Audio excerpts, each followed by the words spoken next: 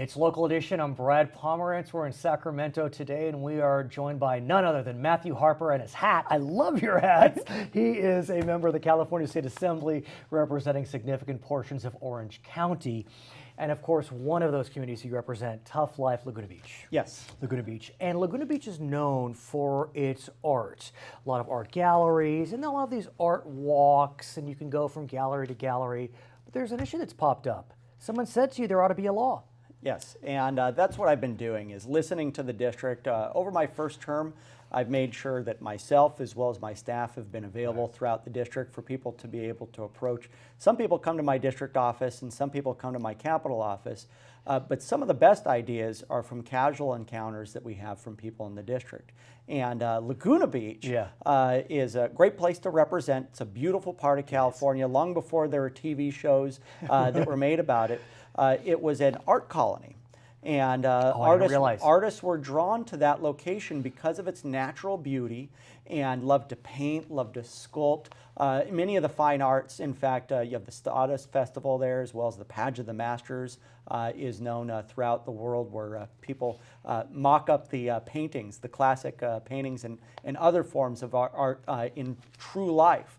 But one thing that's common in many art communities, not just Laguna Beach, is the art walk. Right. Which is where, when you have a place with art galleries that are concentrated in a certain location, Santa Ana has this, downtown Huntington Beach has it to a lesser extent. Venice, I think, may. But there are a lot of places where there's a concentration of artists in galleries where they'll usually have one day a month when there's an art walk. And one of the customs that there often is a little bit of a snacks or hors d'oeuvres, and sometimes a soft drink, and sometimes a small glass of wine to be able to enjoy along on their walk. Beer, maybe. And the thing is that, of course, with California's liquor laws, is technically this process has happened, but technically it's illegal under the current laws.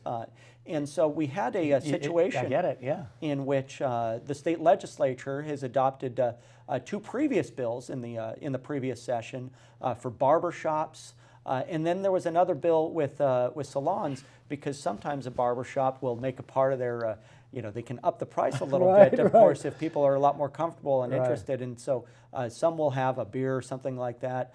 In the case of a salon, a lot of salons offer a glass of wine while people are there, because it also encourages a social aspect there. They can get a lot more customers in simultaneously sometimes when there's a social aspect to it. But this practice has been something that's been a long time, and it's not a situation where art galleries are turning into bars or something like that. It's just simply part of the social experience where someone has partial glass or something like that. So your legislation essentially would mirror the barbershop salon legislation, allowing the establishment to provide one glass of wine. And it would formally legalize a practice which is in place in many places today, but I think something happened where someone was enforcing the letter of the law, and it became a problem for a lot of the local district galleries in Laguna Beach. And so, as I said, this is something that applies throughout the state. Let's talk about Laguna Woods, which is a great community, a true senior citizen community. Yeah, truly. Tell us about it. Laguna Woods is one of the smaller cities in Orange County, but it's not a small city by any means. It's one of the largest, within the borders of Laguna Woods, is one of the largest senior citizen communities. It's a gated community. Oh, I see. So it's not just senior citizens in Laguna Woods. It's not the whole city, but it pretty much is. Oh, it is? Okay, never mind. It pretty much is. Okay. But the city and the community are actually two different entities that pretty much overlap in their borders. And of course, with a lot of these senior communities, one of the ways to get transport around is golf carts. They're not as intense as starting up your car, certainly a lot less in terms of the cost of getting them around. But one of the challenges for Laguna Woods and being able to exit the Laguna Woods areas is that a lot of the health offices, a lot of the doctor's offices are just outside in the neighboring city of Laguna Hills. And so it requires going outside. Well, in terms of the accessibility of being able to get there, a lot of the folks, they've petitioned through the mayor of the city of Laguna Woods wanting to be able to take the carts across the way to the health center that's over there in Laguna Hills. And so I'm working with the city as well as getting the input from Laguna Hills. Of course, this is an issue that crosses boundaries. My colleague, Assemblyman Bill Breaux, represents Laguna Hills. So we're making sure that all the stakeholders are in a situation where we can come to agreement.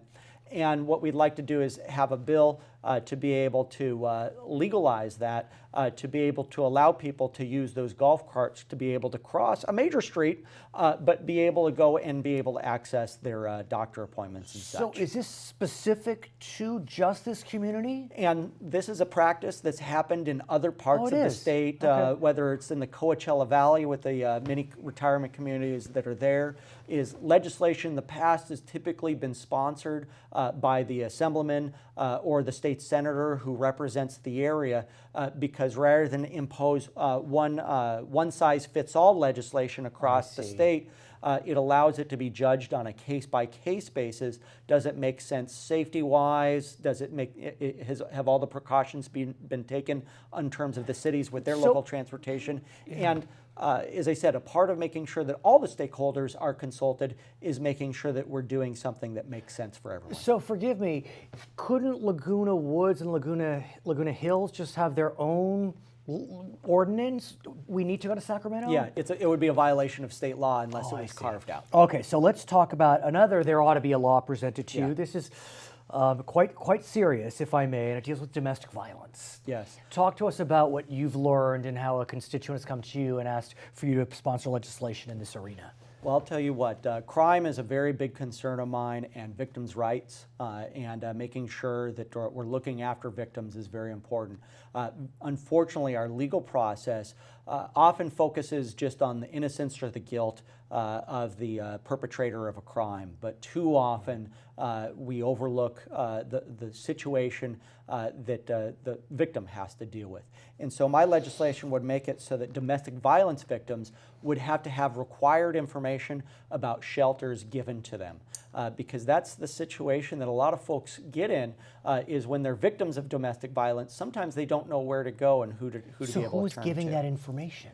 So it would be, of course, law enforcement should be required to be able to do that. So it shouldn't be just that law enforcement is concerned about the perpetrator of a crime, but also making sure to look after the Would this be groundbreaking legislation? Do you know if other states have done this? Because, you know, intuitively it feels right, but it does seem like it could be tough, you know, different communities.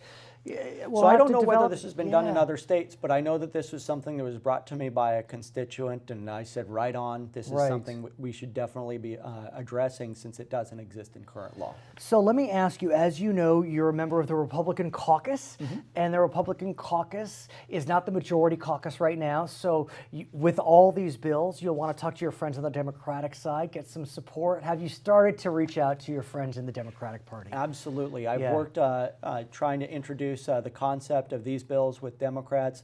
I have another bill that's probably for another subject regarding sober living homes, which is an issue that impacts my district, but a lot of other districts throughout the entire state.